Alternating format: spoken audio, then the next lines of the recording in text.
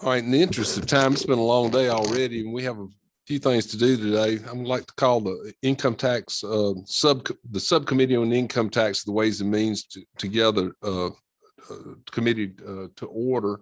And at this time, I'm going to yield the microphone to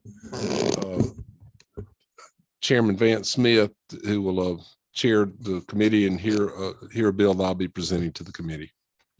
So. Thank you, Mr. Chairman. We'll have Chairman Williamson present HB 1189. Thank you, Mr. Chairman and members of the Income Tax Subcommittee. Today I bring for you for your consideration House Bill 1189. It's LC 432130. And very simply, this bill just adds the industry of mining to our investment tax credit code that principally covers our manufacturing industries. As many of you that have ever been in any kind of quarry operation will readily know, basically they're manufacturing the gravel and the stone that goes into the construction projects all over Georgia. You take basically they're taking big rocks and manufacture them into small rocks. With us today is several people that would like to speak from the industry perspective about the needs for this bill. And at this time, I'm happy to answer any questions from members of the committee. If you simply take a look at the current code, and all it's done is gone in where it's inserted, for example, on line 26, line 53, line 93 on throughout the current code section, and inserted after manufacturing facilities. It includes mining facilities and goes on, picks up the telecommunication facilities and qualified investment property pursuant to this act. So very simply, it just added mining facilities. It does come with a fiscal note, which is very minimal in relation to a $30 billion budget. It has a low of $700,000 a year, I believe, and it goes to a high over five. I'm sorry, I apologize. I should have had that right in front of me. Here it is. When you move out 5 years in fiscal year 27, the low estimate still only $900,000 a year, and the very high estimate will be 2.3 million. Again, I'd be happy to answer any questions to members of the committee. All right. Thank you, Mr. Chairman. We've got some people on the sign-up sheet. Mr. Jeff Wansley, would you like to come to the center there if you've got some comments? Thank you, Mr. Chairman. Jeff Wansley, Georgia Aggregate Association. Okay. Jeff, is it on? Jeff Wansley, Georgia Aggregate Association. We're here to speak in favor of HB 1189. Representative Williamson kind of covered what it is that we're interested in doing. And we kind of just think of this as a parity bill. We were left out of the tax credit some time ago. A lot of folks don't think of our industry as manufacturing, but if you come to one of our facilities, it doesn't look like Caterpillar, but it is a manufacturing facility. Aggregate industry in Georgia is 8 companies that produce aggregate here in the state. That's about 70 sites around the state, pretty much above the fall line. So we do employ a good bit of people. In addition to representing those 8 companies, we represent about 125 companies who support our industry. And as Representative Williamson said, it's not a lot of money when you look at the fiscal note. So we were asked, why is it that we would want this? And when you do look at our individual companies and when they're looking to invest in a facility, it really helps them going back to headquarters to say, we have this. This helps us put them ahead of line to be able to build their infrastructure here in the state. And, thanks to our governor, obviously, the last couple of years have been great for our industry. And we have some facilities that really need some upgrading, and this would help a lot just to help, keep up with the economic development that's going on here in Georgia. Because if you think about all the infrastructure that is being built, none of that gets done without us. And we as the aggregate industry feel like we've been penalized by being left out of that section. So we are here to support it, and we appreciate your time. Any questions? Mr. Wansley, we appreciate your presentations. Anybody on the committee have any questions for Mr. Wansley? Okay. Yeah. Okay, thank you, Mr. Wansley. Thank you. We've got one other, Mr. Lee Lemke. If you'd like to come up, Mr. Lemke, and make a few comments. Thank you, Mr. Chairman. My name is Lee Lemke. I represent the mining industry in Georgia, which I've been doing for 34 years. This really was an oversight. When we did have the tax credit for manufacturers, many of the members that I represent already received that, but there are some mining only companies that have not had this benefit. And they do put a lot of economic development in rural counties particularly, and so sizable investments. And the way mining is changing today, we are developing new technologies to mine more efficiently, to produce our products in a more efficient manner. And this is a very fair, basically a fair type of tax legislation that we hope you will consider favorably. All right, thank you, Mr. Lemke. Anybody on committee have a question for Mr. Lee Lemke? Thank you, Mr. Lemke.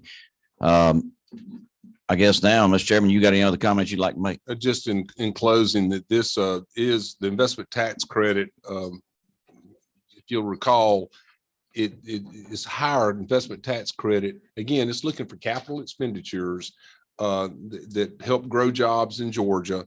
And the investment tax credit is higher for the poor county. So a tier 1 county enjoys for a project located in a tier 1 county, the business will enjoy a little bit higher investment tax credit with the intended effect of helping grow jobs in those counties that most need those jobs.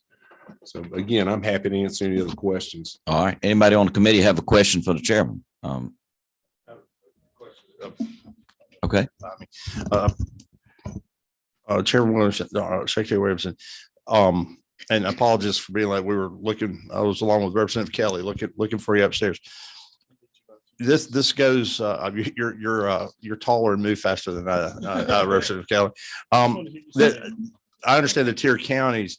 Is this, for mining? I mean, mining is where the minerals are, so they don't really pick counties based on what tier they're in. So they're going to go where the goods are, or does this also cover, post mining processing? Well, as I understand it, the mining processing occurs at the quarry where it's the most efficient place to do it. But to speak to your point, again, a lot of times it's a tipping point whether or not the parent company decides to make this capital spend. And those jobs are like we've all laughed about, 500 jobs in the Gwinnett County, everybody yawns. But if you had 50 jobs in Dooley County, everybody has a parade. Right. So, but it's just one more. The fact that those investment tax credits are tiered is allow a little bit more encouragement to those parts of Georgia that most desperately need jobs. Yeah, and again, I don't have a problem with that. I was just questioning, but you're maybe later on decoupling it from the tier, because you can't pick where you're going to mine. So at some point it may be, if we're really trying to encourage mining, it may, regardless of what tier the county is, you may want to ramp the credit a little bit differently. That makes sense. Not to complicate the measure. Thank you. All right. Thank you, Mr. Chairman. We've got another question here. All right. Representative Carpenter. Yeah, so would it be fair to say that this kind of tax credit would help lower construction costs in the state of Georgia? Because it obviously would make it a little more affordable to do that process as well. It certainly would be a help in our supply chains. Okay. Any other comments? Anybody else in the audience? Anybody else on the committee? Do I hear a motion? No. Oh, this hearing only. Excuse me, hearing only. All right, so we'll take it up when the chairman schedules another meeting. Thank you, Mr. Chairman. Thank you. Turn it back over to you. So now, how do I turn that off? Okay, thank you. What's our next bill? 1330. I mean, Dean Smyrie, if you'd present House Bill 1330 for us, please.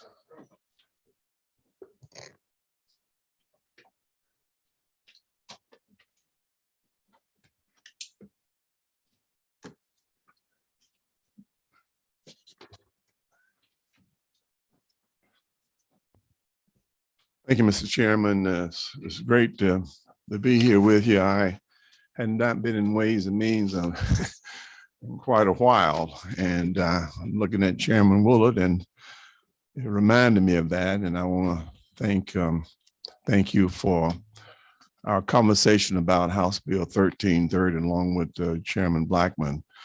House Bill 1330 is a bill dealing with the Georgia Music and Theater Jobs Recovery Act. And first of all, I want to thank the members of the committee for allowing me the opportunity to come and bring this at this hearing. And I'd like to thank the co-sponsors of the bill, Chairman Ron Stevens, Chairman Casey Carpenter, Floor Leader Bonner, and Representative Carl Gilliard, and many, many others who are supporting this legislation. And I'm looking forward to working with other members of the House as it relates to this bill once it gets to the floor of the House. As you recall, in 2017, the House overwhelmingly passed the Georgia Music Investment Act, 157-11. And the only thing that House Bill 1330 is doing is helping to retain, sustain, and grow the music and theater jobs here in the state of Georgia. Of course, you all know this is not a new tax credit, but it addresses some of the issues that along with when we had the film tax credit. And so we're trying to make some adjustments and some changes in this legislation so that we can update it to encourage the growth of the music industry and create and sustain jobs throughout the state of Georgia. And what the bill does, it lowers the thresholds required to qualify for the tax credit. It allows for the aggregation of the total investment in order to qualify to meet the minimum threshold. It increases the credit from 15% to 30% to compete with the other states. It allows for the tax credits to be transferable, and it reinstates the original caps. It just moves the dates forward from 2023 for 5 million and 10 million from 24 to 26 and 15 million from 26 to 28. And it extends the sunset to 2028. And the last thing, it requires that transfer credits to be used within 3 years or they are forfeited. The bill has a broad base support from all over the state of Georgia. And I tell you, I have a strong interest in it because of my own hometown of Columbus, Georgia. For the last few years, we have introduced a bill in the Columbus delegation alone that would affect just the River Center and entities like the River Center. And I have a personal interest because in 1974, as I told you, the chairman, I had a call from Bill Turner, who was a philanthropist in Columbus, and he told me he wanted to build a river center in the state of in Columbus, Georgia, and have it affiliated with Columbus State University. And in that regard, he told us that he would contribute $25 million to the entity, and the state would be a partner along with the Board of Regents and Natural Resource. And from 1994 to 2003, I chaired the project development team to build this $62 million facility in Columbus. And one thing about our facility now, we have just a tremendous amount of community support and corporate support. But when we pass this tax credit, the threshold of $500,000 did not allow us the opportunity to have the kind of events at our venue we wanted to have. And I've been to a lot of events at the Fox Theater. I've been to a lot of events in New York. And we want to have some type of those events in Georgia, something like Hamilton and Allen Ailey, which I went to the Fox Norm and I recently. And so this bill would affect cities of Columbus and other second and third tier cities and allow them to have productions that would be within the auspices of the tax credit and of the threshold. And that was one of my main reasons, because it's the people back home, the $500,000 and lowering it to $100,000 so that we could also enjoy the cultural aspects of plays and performances and things of that nature. So, but that's one of my main reasons. And as I told you privately, you know more about this sleep than I do walking around. So with that in mind, that's That's the essence of the bill. I know there are others here that want to talk about it. And I tell you, it's been such a positive response from around the state.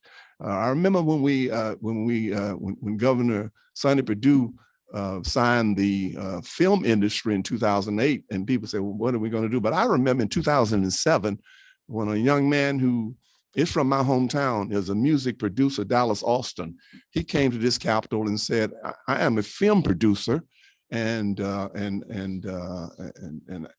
want to Georgia do the same thing they're doing in the other states. And Drumline was his film, and was filmed somewhere else. So with that in mind, I'll never forget taking him to see Ron Stevens, the chair of the committee, and thus, you know, so, and then 1 year later, here we are signing in the film tax credit by Governor Perdue, and look at the rest is history, almost $1 billion. So you know, we've done the right thing about these industries, and I think rightfully so. And I just want to elevate the music and that entertainment industry the same as we do for the film industry here in the state of Georgia, and put them on a level playing field as well. And I think this is a great opportunity for us to do that in the state of Georgia. And I'm just happy to be here with this, which will be my last rodeo, my last bill as a state legislator. So with that. Well, thank you, Dean Smiley. And we need to get one more iPad down here to.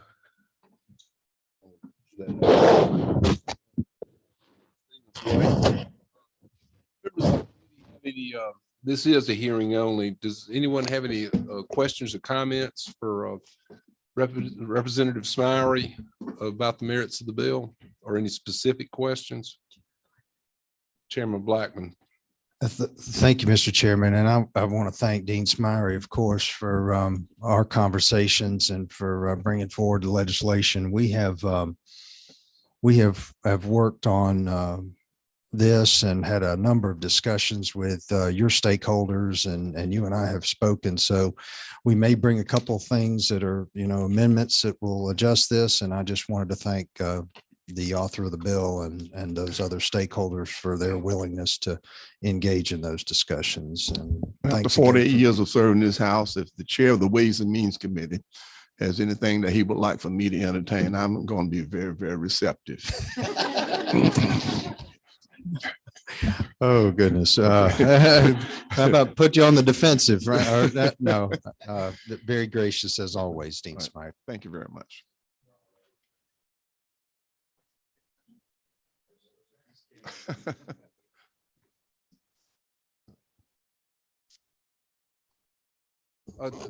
Thank you, Representative Smiley. Do we have any other questions from members of the committee? And I believe you have somebody to testify today. There are others that I think that are on the list. I'm sorry. Here we go. So next, like recognize Brian Hudson, yes, with Georgia Music Partners and the Recording Academy. And again, thank you, Chairman Williamson. I appreciate it. Yes, thank sir. You. Enjoy the chat. We're looking forward to your confirmation as ambassador.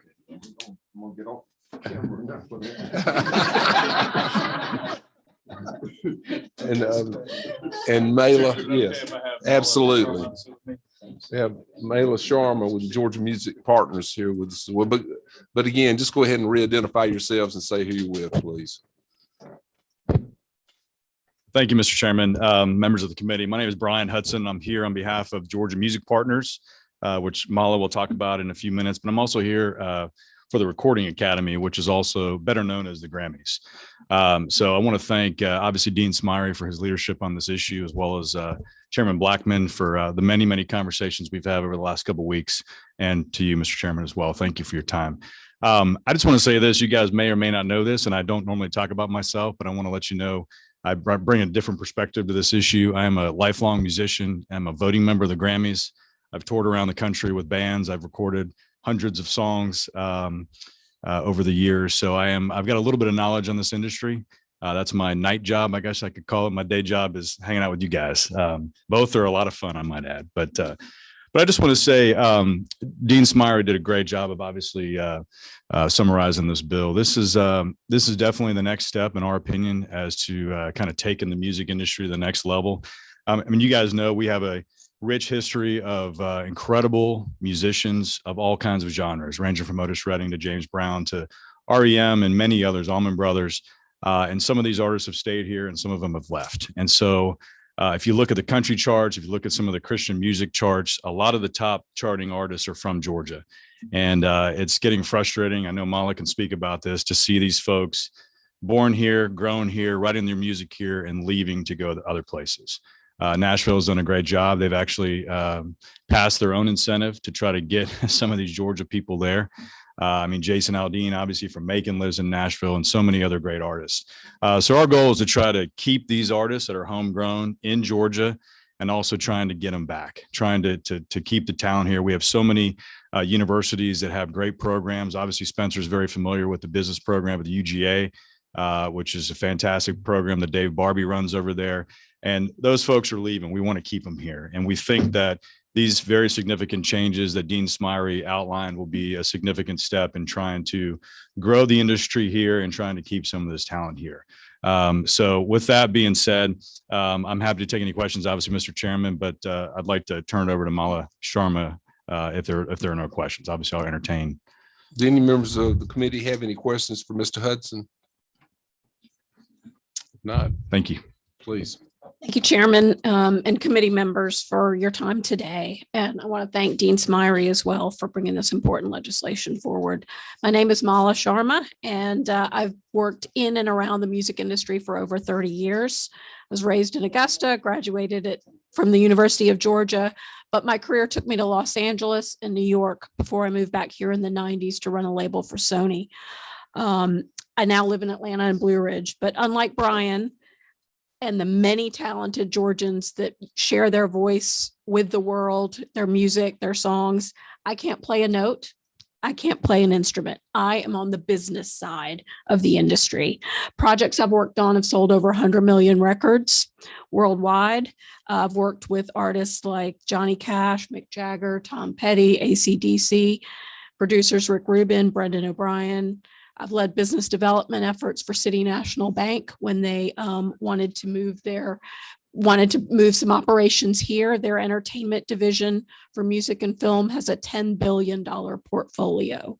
We have an opportunity to retain not just the artists, but the business. And that's really important to me. I've chosen to stay here when opportunities have arisen for me to have, more work in other places, but Georgia's home. And it is home for about 40,000 music business professionals in our state that are members of Georgia Music Partners, and I'm here representing them today. We also are home to 9,613 music businesses, give or take, and have an economic impact to the state to the tune of about $4 billion. We represent these Georgia-based taxpayers that give to their communities in many ways. And they live in each of your communities, each of your districts. They're songwriters, producers, engineers, managers, tour accountants, bankers, entertainment attorneys. We've got a broad-based jobs that we support. And I think you guys have packets that show, I think there are hundreds of jobs listed in your packets that music supports, as well as data on the Georgia music numbers here. But I want to talk to you about our members and kind of what they've gone through in the last 2 years, with COVID. Venues were the first to shut down and the last to reopen. And this created a ripple effect for our entire industry. Without venues, artists weren't able to tour or perform and earn money the way they could. When artists don't tour and the venues are closed, their team of the hundreds that they support and employ are suffering. And that ultimately affected the businesses that also are supported, the hospitality, the restaurants, the bars, transportation, et cetera. And we're slowly getting back. But with your support, we've got an opportunity to reset, recover, and I think spark growth with this cleanup bill. And we can create more jobs and 17 years ago, as Dean Smiley said, 17 years ago, you guys supported the film, TV, and digital entertainment industry. And we just want to parody the same thing in this bill, that transferability being, the thing that has made it difficult for many of the large tours, the Broadway shows, the Eagles have wanted to take advantage of this credit, but have not been able to. These proposed changes would provide a significant return on investment, and not just in Atlanta, but in Savannah, where there's a brand new civic center. A brand new arena, but that civic center is still sitting there as well. The James Brown Arena in Augusta, Flint River Arena, in Albany, and the Columbus Civic Center and Gas South Arena as well. These facilities, theaters, and venues are already here in Georgia. Many are sitting empty more than 200 days out of the year. This is an opportunity for them to attract tours to originate there. This impacts the communities in a big way and brings millions in local and state tax revenues. And because we've got that uplift similar to what the chairman had on his bill for the tier 1 and 2 counties, I think, we are hopeful that this will bring about significant change in those areas. We've also spoken to owners of studios like Mark Neal in Valdosta, Pat Patton in Noonan, Dave Barbie in Athens, and many others that will be able to compete for projects to attract more opportunities to their recording facilities. And taking these steps, I think, will also help the faith musicians of North Point and Passion, like Matt Williams from Kennesaw and Jason Horden Griffin. I've spoken to a lot of them, and they live in Georgia. They have families here. They go to Nashville and record and come back to play in church on Sunday. They want the opportunity to bring more of that business here and stay here, the ones that do. Many of them we end up losing to other markets. I'm trying to move as fast as we can, but I'm just going to say that we appreciate you guys hearing the bill today. I thank you for your time, and if you have any questions, I'm happy to take them. Thank you. We do have a question. Chairman Rich, you'll be recognized. Thank you, Mr. Chairman. You're referencing Nashville a lot. So I would assume that Tennessee is one of our competitors. How does their incentive compare to what you're proposing? So it's interesting. When we passed this bill originally in 2017, they did not have an incentive. And upon the heels of our passing of the bill, they got a little nervous because our talent is going there and they're moving there, and Nashville alone has a $10 billion economic impact from music. They have a 25% rebate. So because there's no state income tax in Tennessee, it's a cash rebate, and the threshold for recording is $25,000, which I think is what we've got. Is that 50? But that's how they work. And there are about 20 states that have music incentives in place, but Tennessee and Louisiana, Pennsylvania, and Oklahoma are our biggest competitors. So how does, I'm more interested in Tennessee, I guess, because it is so close that people do live here part of the year anyway and work there. So you mentioned that we have a requirement of a $50,000 investment, and theirs is $25,000. That's for recording. What about the others, like the production, the venues? How do they compare? So I can see that it's not as good in Georgia as Tennessee has for recording. What about the other categories? The other categories. So Pennsylvania is our biggest competitor with regards to the live tour origination. I think theirs is a 37% tax credit, and it's transferable. And that's where all the big tours originate. In the middle of it, Lancaster, Pennsylvania, which is Amish country, they have built enormous facilities, not unlike what we have in Fayetteville for film. And they are doing tremendous business. However, we went, and I think some of the legislators went with us to tour the Casey Musgraves set production, but they said that you can't get into Rock Lidditt's the bigger artists are taking it up and they're looking for opportunities. So they're going now to some of these other markets, Louisiana, Oklahoma, where they're. Can I ask a couple more questions? Okay. Absolutely. All right. I see that in the statute now that we have a $15 million a year tax credit. How much of that is being used? Right now, it is not working. And that's why we're back. How much? Because of the transferability. We have nothing. Zero. Okay. And then I noticed in the last lines of the bill that the production company will have to, I guess, permanently register their intellectual property here in Georgia, and it'll be subject to income tax. Is that a problem? Is that a disincentive? Well, if they're Georgia-based businesses, they're paying state income tax anyway.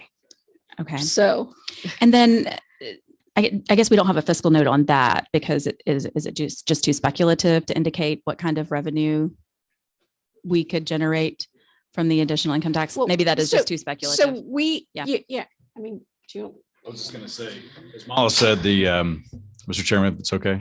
The copyright. So if a musician has a copyright and they're getting paid for that copyright to be used, it's considered income. And so that is being taxed right now. And as far as the numbers, I'm not sure what that is. We'd have to check with the Department of Revenue to see where that is. And I'm not even sure how they kind of position those out and separately. So I'm not sure of the answer to that as far as how much it's bringing in. But obviously the more artists we have here, that's going to be bigger. For example, Jason Aldean, I mentioned him earlier. He has a catalog he just sold for $100 billion. million. $100 million. Sorry. Gosh, that was really, thank you, Representative Williams. Thank you for clarifying that. 100 million. Still a lot. Still a lot. So if he was here, that would have been taxable, is my point. Thanks. We have a couple other quick questions. And then we have several other people that like to speak about the bill. So I want to ask Chairman Martin first. Yeah. Thank you for coming. And Brian, you and I've talked about this a bit. I think one of the things that we have with the film tax credit, when you talk about transferability, we're writing you a check. I mean, that's what even with the success of our film tax credits, and I'm not suggesting anything changes with those at this time. People need predictability, but essentially the level of credit, whether it be 20% or 30%, if we're giving you that and it's transferable, we're paying for 20% of your production. We just increased your bottom line 20%, right? That's correct. Yeah, I think that's fair to say. But I think what was alluded to earlier is about, the royalties for what was produced here. And the point was, if they're from here, they pay income tax here. That's not exactly right, because the fact that you're a production company, you're based in Georgia. We have help me out, Mr. Travis, 3-factor system. Is that right? What we call our income tax system, but the 3-factor system: income, employees, that amount of revenue. So one could structure, if you're in Tennessee and you're here, and you could file in Georgia and say, but all my employees are in Tennessee and my factor in Georgia is 0. So I made $100 million. I was the fellow that sold my catalog for $100 million, but none of that is factored and no tax is going to be paid in Georgia. So my question in this, if the taxpayers of the state of Georgia are going to incentivize you to come in, and we're paying for 20% of the production, 30% of the production, but there's no guarantee of anything back to us. Where's the gain? The folks aren't getting a cheaper ticket to come in. I want to incentivize, I want to keep the business in Georgia. Everybody does, but when I'm looking at the folks that are making a living, building something else, in Stone Mountain or Alpharetta or Clayton County, how is it, that they're doing that and paying to come to these events, and their tax dollars are paying for 20 or 30% of them? Help me bring that together. No, Mr. Chairman, because the transferability is it's like the Aflac commercial. It's just like money. Yeah, no, I understand that. Thank you, Mr. Chairman. And so actually, Chairman Blackman mentioned there's a few changes coming to the bill.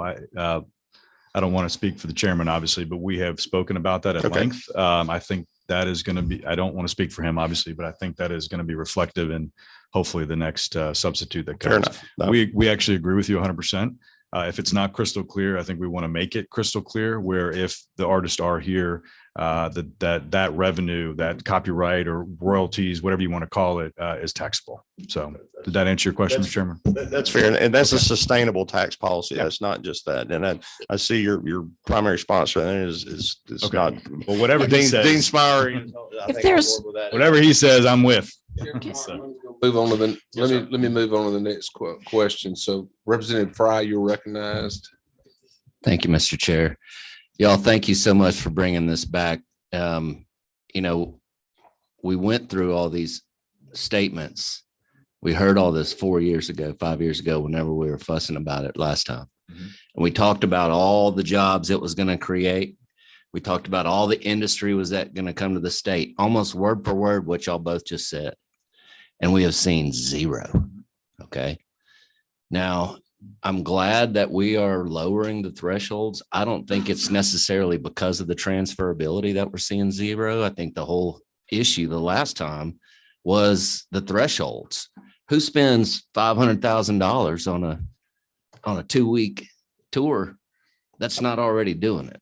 And I think we want to be very careful here to not be paying people that are already doing business in the state rather than attracting new business to the state with this policy. And I just wanted the committee to take that into consideration as we move forward. Thank you. Thank you, Thank you, Representative Fry. So now we have Norm Easterbrook with the River Center for Performing Arts online. Yes, thank you very much. I want to thank the chair for the opportunity to speak to the committee and everyone on the committee for your time. I know it's been a long day. Can you hear me? Yeah. Yes, I Mr. can hear Easterbrook? you. Can you hear me? Mr. Easterbrook, can you hear me? Yes, I can hear you. I believe, are you muted on your end? No, I am not. I am not. You might be muted on your end. Hmm. We cannot hear you. Try it again. Okay, can you hear me now?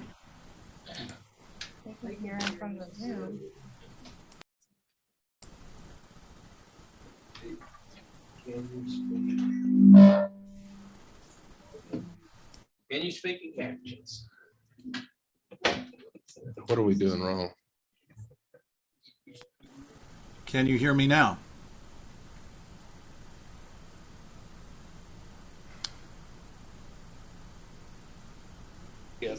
Can we hear you now?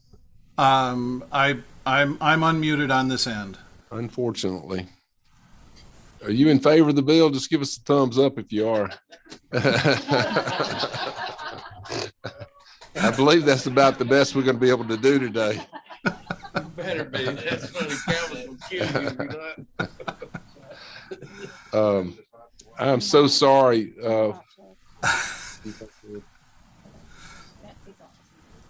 Can you just put us on hold?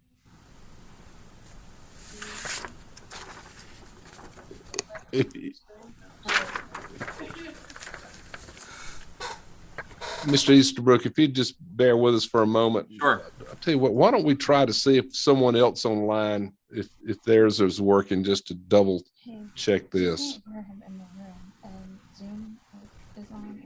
If is Mr. Fernandez online as well?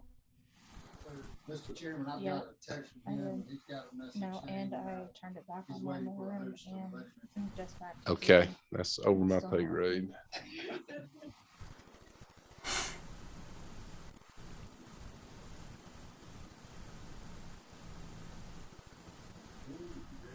Okay. Thanks.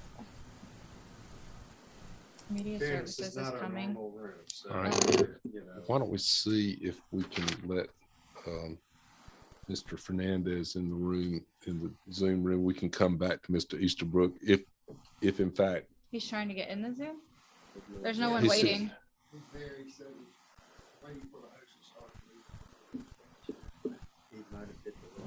Yeah, he Does might. he have the right link? He- You can click on Okay. Ralph. Well, I'll tell you what, we're just gonna go on down the order, just see if we can get anybody. How about Matt Still? Let's see. Ralph who? Hello, Oh, can you hear Rafael, me? I'm sorry. Is this Mr. Fernandez? We can't hear you either. Mr. Chairman. Okay. Make a Sure. suggestion? Seeing as how this is initial hearing and our first hearing on the legislation, I don't want to be disrespectful of the folks that have taken the time to zoom in, but would it be possible for them to zoom in at, our next hearing, since we're having these technical difficulties, Brian, or are we on a limited availability?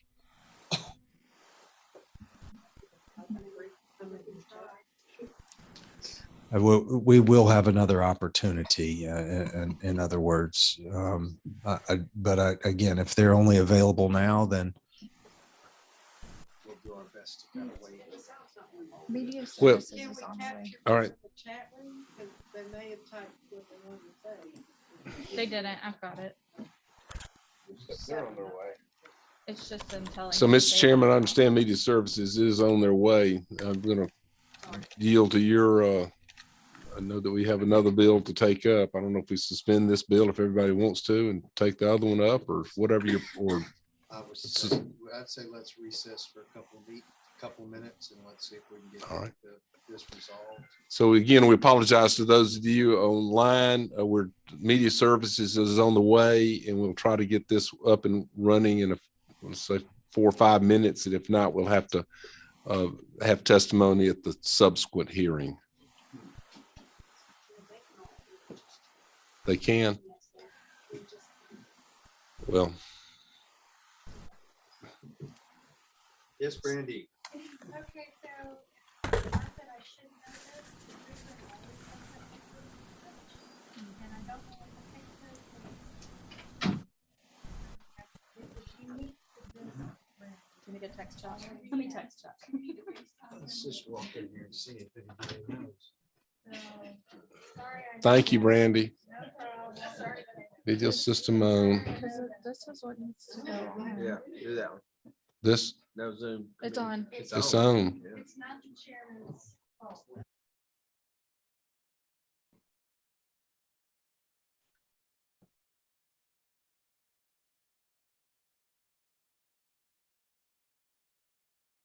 Oh,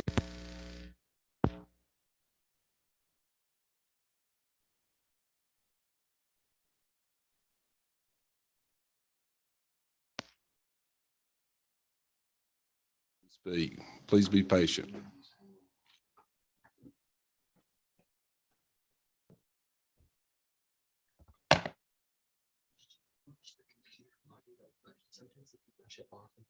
Yeah, I did that. I did it twice actually. No, thank you. It says original sound off. Does that mean anything? Shouldn't matter. I rebooted the mixer in there, so let's see here. Sorry. Here. We're making music right here. We got a mixer in the back. Give that man a tank.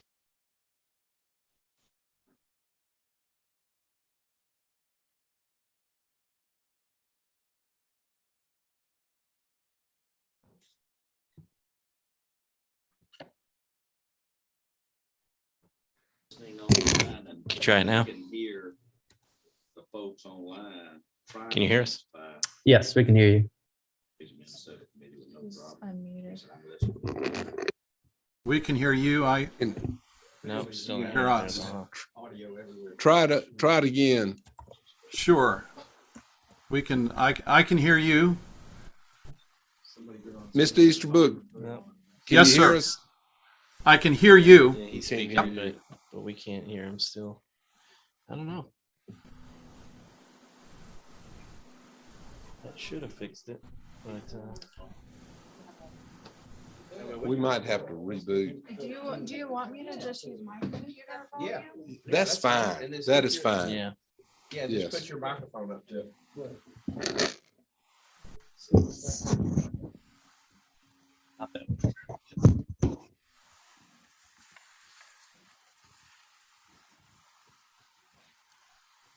All All right, we're going to try this another way. If I could have everyone's attention in the room, please. So, Mr. Easterbrook. Yes. Yes.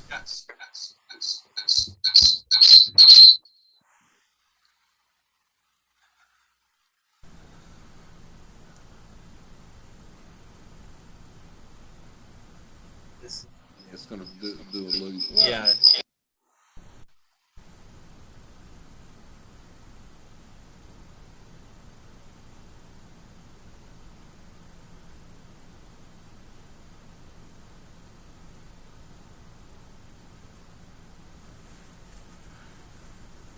All right, Mr. Easterbrook, if you'd be kind enough to try one more time. Sure. I can hear you. Can you hear me?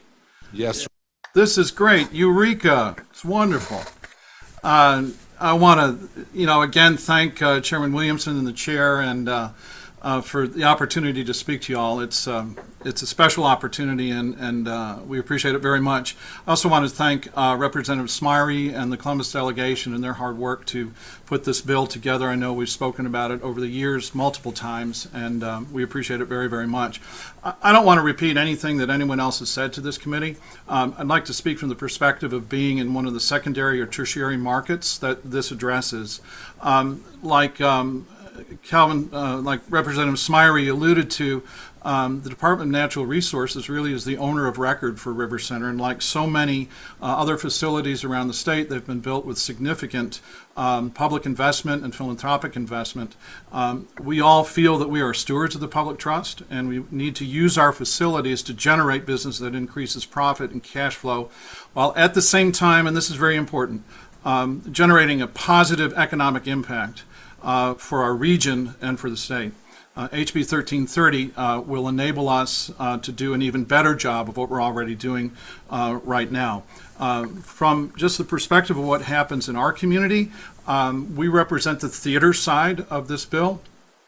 And we've done one or two of these productions already where a producer has come to our theater and essentially stayed in residence in our theater for as many as 2, possibly 2.5 weeks. They bring with them 40 to 60 production personnel, creatives, actors, dancers, musicians, all of them buying hotel rooms to stay in the community. And accessing services in the community to include transportation, goods and materials, catering, restaurants, and all of those things that support people working together in the community. What also happens for us is that in our markets, our schedules are not entirely full. And it's difficult for us to keep a labor pool available to us because the opportunities for people to work are not as great as they are in other labor markets. So what that means is that the greater amount of time that we can keep our labor pool employed, the more we can keep labor in the area and keep folks that we've already trained in film industry, theatrical production, living and working in our state. So if we can expand our business with the utilization of this tool, we can continue that and have a sustainable workforce. The other thing that I would like to point out here too is that this can be easily replicated in other areas of the state.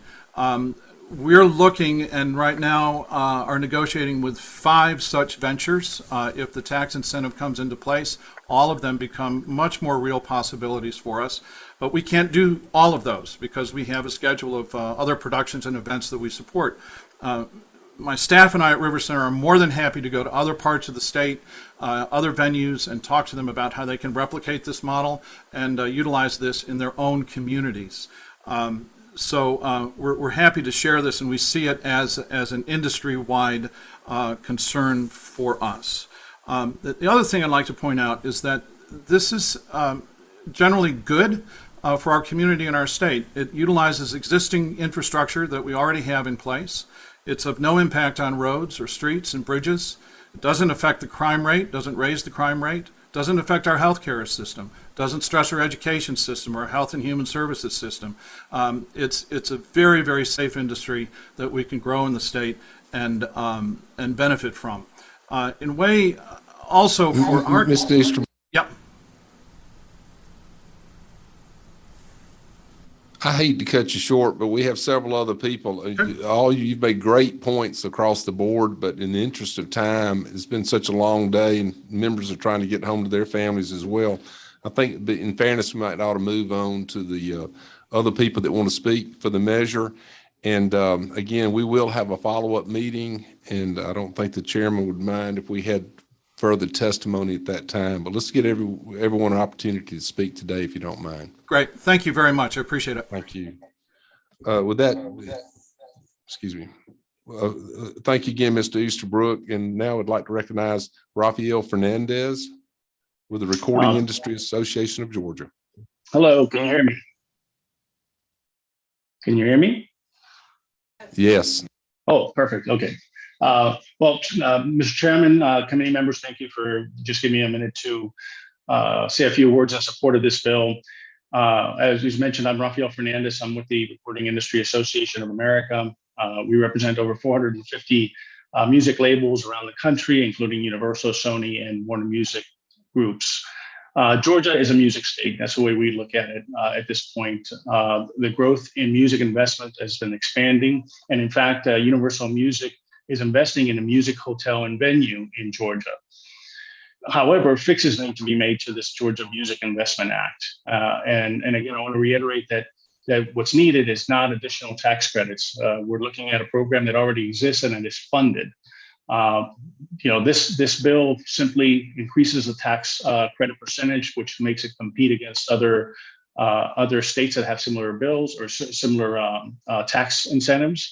It also provides for the transferability and the ability to aggregate for multiple projects, and that is an incredible piece. When you put it all together, it really is attractive to the music producers, the music labels, big and small. But really, it helps bring the music investment into the state, and it's going to help specifically small music producers and small labels that are already there in Georgia. For that reason, I urge you to pass this bill, and I waive the support. Thank you very much. Thank you so much. Now we'll move on, Mr. Fernandez. Now I'd like to recognize Matt Still. Is he online? Yes, I am. Can you hear me? Yes, please. Excellent. My name is Matt Still. I am a Grammy-winning producer and engineer, born and raised here in the state of Georgia. I graduated from Tucker High School. I've lived here my entire life. I am the president of the Atlanta chapter of the Recording Academy. The Recording Academy is the organization that gives out the Grammys. I have very direct experience when it comes to tax incentives and music. I have been Elton John's recording engineer for the past 29 years. I've also worked with people like Outkast, Rod Stewart, Lady Gaga, Stevie Wonder, James Brown, and I can go on with that. But in 2010, I produced all of the original music for a Disney film that Elton was doing called Romeo and Juliet. It was an animated movie. And we went to London to record the orchestral sessions, to record all the music in London. It was not animated in London. The only thing we did in London was record the music and mix the music. And why did we go there? Because Disney was attracted to the tax incentive that was in London, that was in place in England. So we went there specifically for the tax incentive, no other reason. And Georgia has a very unique opportunity. We have many orchestras, and the Atlanta Symphony Orchestra has won 27 Grammys themselves. We have the talent. We have the talent in place. And by lowering the thresholds and making the tax credit transferable, it will become attractive to film studios to possibly do their music here. I was fortunate to serve on the committee with Representative Fry for the Music Economic Development Study Committee several years ago. So I was in all of those conversations and remember the discussions about what type of tax incentive and what the thresholds should be. And I did express back then, that I felt the thresholds were too high. So hopefully we can remedy this now. And I also expressed reservations about the tax credit not being transferable.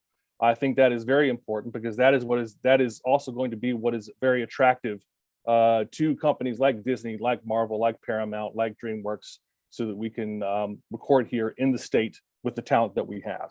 So I am very much in support, and I thank you for your time. If you have any questions, please please ask away.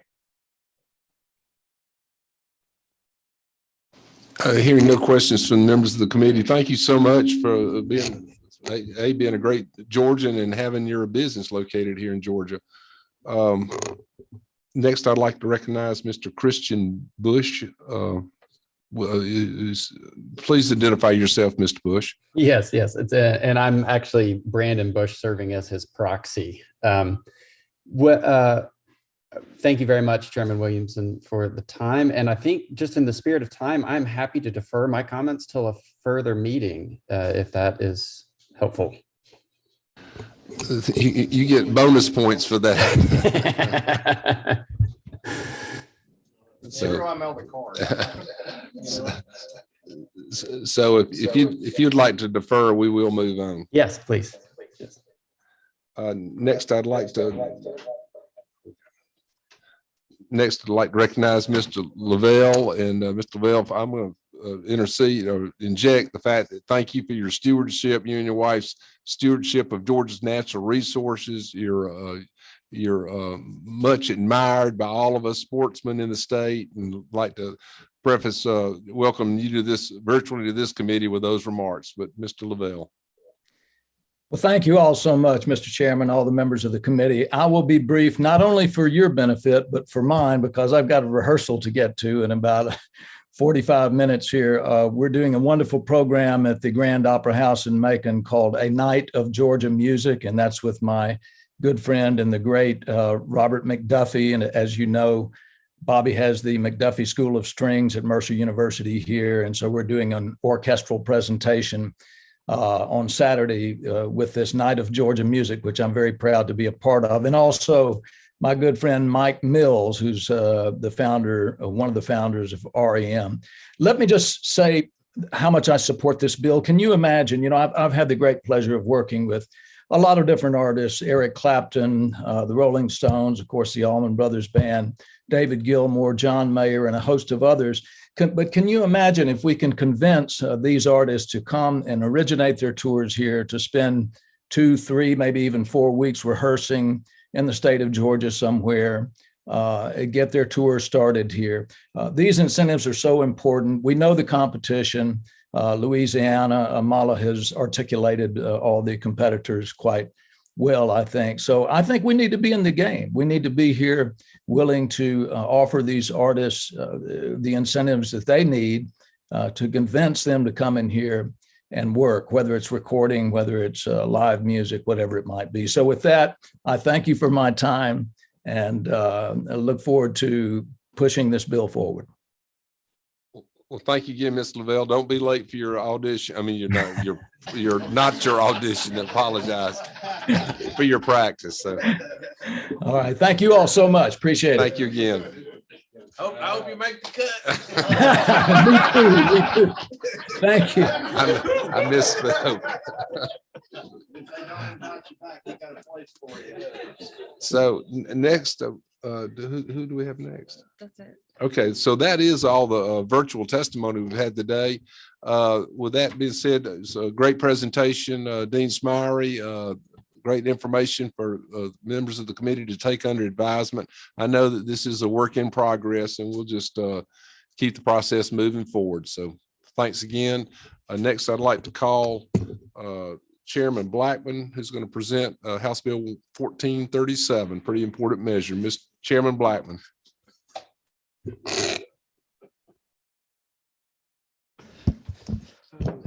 Thank you, Mr. Chairman. I know it is late and everybody's probably ready to get out of here. So I'm going to try to be as succinct as possible. Although we've got a important piece of legislation, important piece of proposal ahead of us here. So I just wanted to mention that obviously we in the last few years have looked at tax reduction in a very serious way, and have done so twice on two different occasions. We have reduced the income tax rate from 6 to 5.75. And we raised last year the standard deduction for Georgia citizens. This would be the third time in 4 years that we have addressed income tax reduction relief. We have 2 other times proposed cuts, and that would have been down another 1/4 point following the 5.75 to 5.0. And then we also passed out of the House another reform package just before COVID recessed us. And so neither one of those came to fruition. And the speaker tasked us earlier this year. We continue to see revenue at a positive year over year, with coming up with a proposal that had a few parameters, quite a few actually, and was fair and simple. We were to honor the past proposals. We were to stay within a certain dollar amount if we could, help the Georgians at the lower middle income and that need it the most. And of course, we're looking at a competitive situation in the region that we live in. We have Alabama at 5% rate. We have North Carolina at 4.99 on individual income tax, Tennessee and Florida, which have no income tax. And then of course, South Carolina is a little bit higher at their highest rate.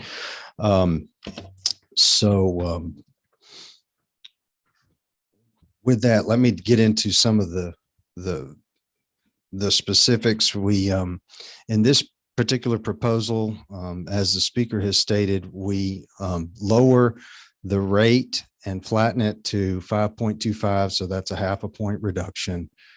We raise the standard exemption and roll a number of exemptions into that higher standard exemption to $12,000 and $24,000. There's a $3,000 dependent exemption that is included. And I think the bill is there in front of you. So I'll just kind of go through some of the particulars.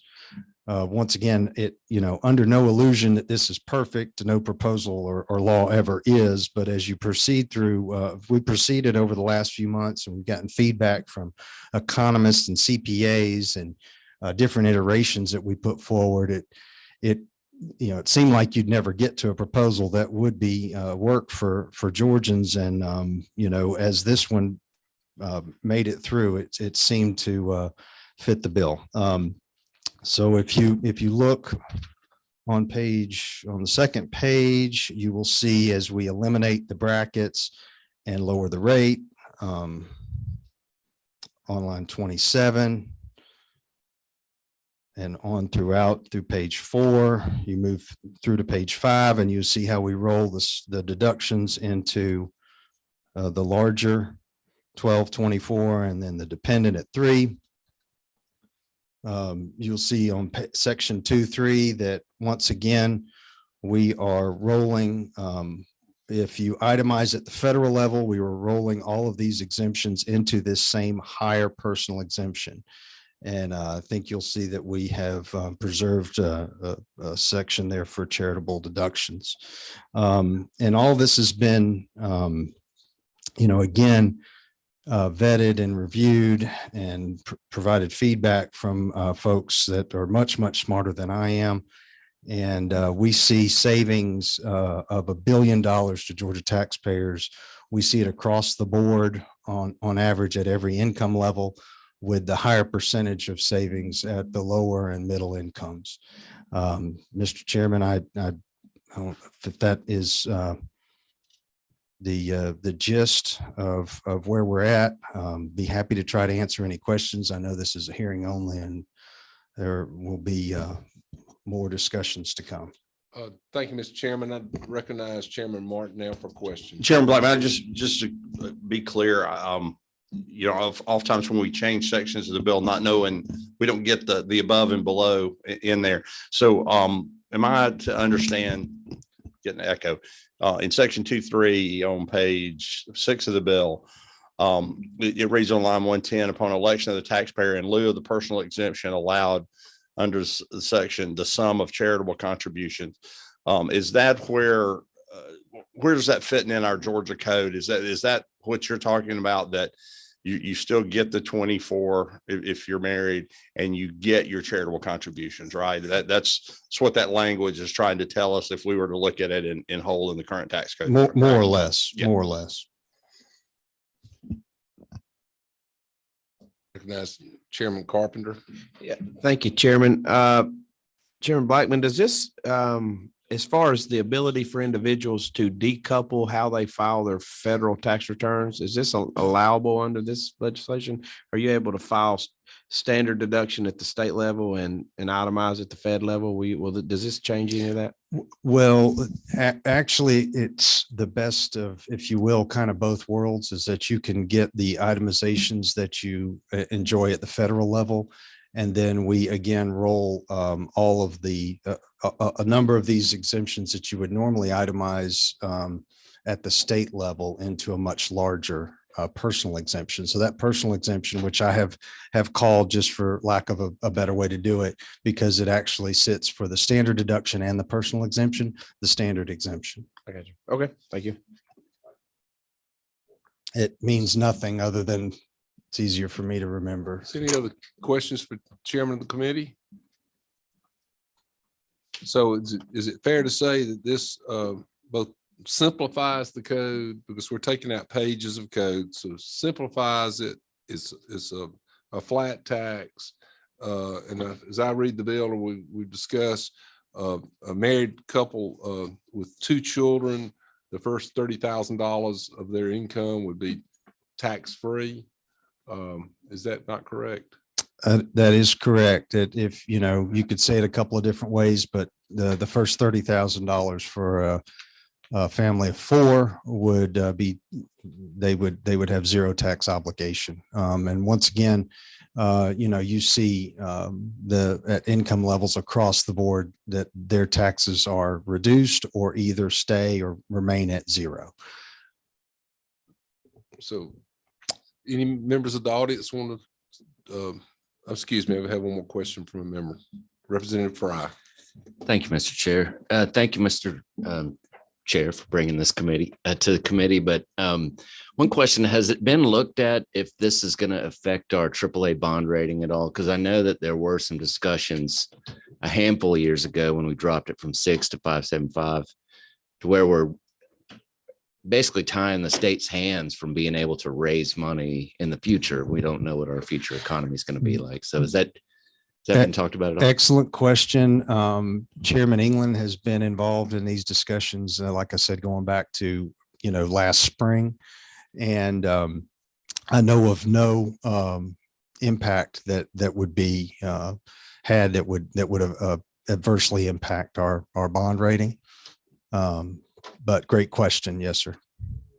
And is it not true, Mr. Chairman, that it doesn't tie our hands moving forward? A future legislative body could, if they so chose to, maybe at their own political peril, but they could raise it back up all the way to effectively a 6% tax rate. That is constitutionally capped by Georgia at 6%, but it doesn't tie the hands for increasing taxes in the future if it became absolutely necessary.